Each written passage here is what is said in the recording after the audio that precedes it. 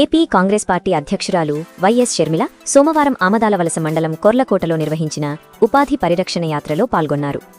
అనంతరం జరిగిన సమావేశంలో ఆమె రాష్ట్ర రాజకీయాలపై, ఉపాధి హామీ పథకంపై తీవ్ర వ్యాఖ్యలు చేశారు. ఈ సందర్భంగా మాట్లాడుతూ రాష్ట్రంలోని 3 ప్రధాన పార్టీలు బీజేపీపై ప్రశ్నించకుండా మౌనం పాటిస్తున్నాయని విమర్శించారు.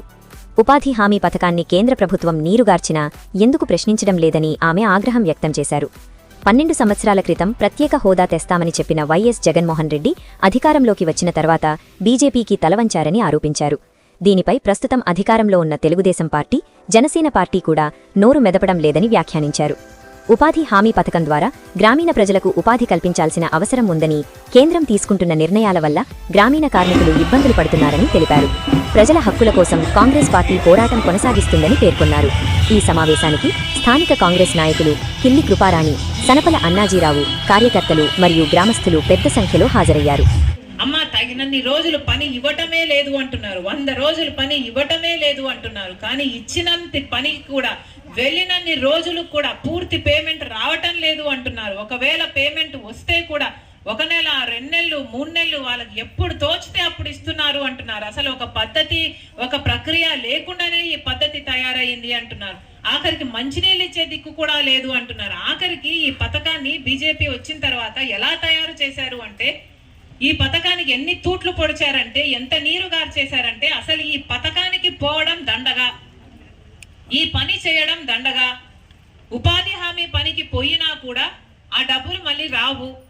4 రోజులు పని చేస్తే 2 రోజులు పేమెంటే వస్తుంది. అది కూడా 1 నెల రోజులకో 2 నెలలకో వస్తుంది. మరి దానికి ఇక పనికి పోవడం ఎందుకు, ఆ పని చేయడం ఎందుకు, వేరే పని చూసుకుందాం, వలసలు పోదాం, లేక ఇంకో ఊరికి వెళ్దాం, లేకపోతే ఇంకో పని చేద్దాం అన్నట్టుగా తయారయ్యింది అని ప్రతి గ్రామంలో, ప్రతి ఊర్లో మేము వెళ్ళిన ప్రతి చోట ఇదే కంప్లైంట్లు చేస్తున్నాం. ఎందుకు అంటే పేదవాళ్ళ మీద బీజేపీకి చిత్తశుద్ధి లేదు కాబట్టి. ఒకప్పుడు కాంగ్రెస్ కంటిన్యూగా చేస్తున్నారు.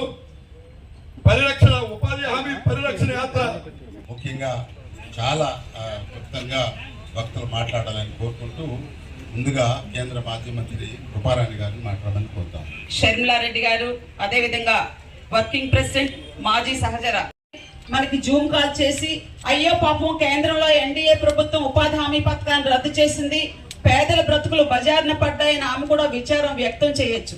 కానీ రాష్ట్రం అంతటా ఇది తన వ్యక్తిగతంగా నష్టపరచలేదు. ఉపాధి హామీ రద్దు అన్నది తనకి వ్యక్తిగతంగా నష్టపరచదు, తన కుటుంబానికి నష్టపరచదు. కానీ రాష్ట్రంలో పేదరికం అనే వ్యవస్థను కేంద్రంలో నరేంద్ర మోడీ గారి ప్రభుత్వం, ఎన్డీఏ ప్రభుత్వం, భారతీయ జనతా పార్టీ మరింత పటిష్టం చేస్తుంది, పేదరికాన్ని పటిష్టం చేస్తుంది, అన్ని వ్యవస్థలను నాశనం చేసి. మీ అందరికీ తెలుసు, రాజ్యాంగాన్ని కాలు రాసి ప్రజాస్వామ్యాన్ని కూల్ని చేసి స్వయం ప్రతిపత్తి గల వ్యవస్థలు ఏవైతే ఉన్నాయో, అటు ఈడీ గాని, సిబిఐ గాని, ఇన్కమ్ ట్యాక్స్ గాని, స్టాక్ ఎక్స్చేంజ్ గాని, చివరకు ఎలక్షన్ కమిషన్ కూడా గుప్పిట్లో పెట్టుకుని అన్ని వ్యవస్థలను సర్వనాశనం చేసి ఈ పేదరికం అనే వ్యవస్థను మరింత పటిష్టం చేసే విధంగా పేదల బ్రతుకులు బజార్కి ఇచ్చి వారి నోట్లో మట్టి కొట్టే కార్యక్రమం చేస్తుంది.